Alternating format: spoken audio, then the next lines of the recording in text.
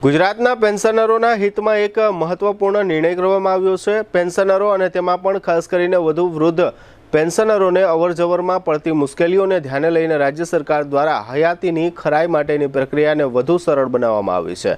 હાલની પ્રક્રિયા મુજબ રાજ્યના પેન્શનરોએ હયાતીની ખરાઈ માટે સંબંધિત કચેરી અથવા બેંકમાં જવું પડે છે, જેમાં વૃદ્ધ પેન્શનરોને શારીરિક અશક્તતાને પરિણામે અનેક મુશ્કેલીઓ અનુભવાતી હોય છે। રાજ્ય સરકાર દ્વારા આ પ્રક્રિયાને સરળ કરવા માટે હવે હયાતીની ખરાઈની સેવા પેન્શનરોને વિનામૂલ્યે તેમના ઘર આંગણે જ ઉપલબ્ધ કરાવવામાં આવશે।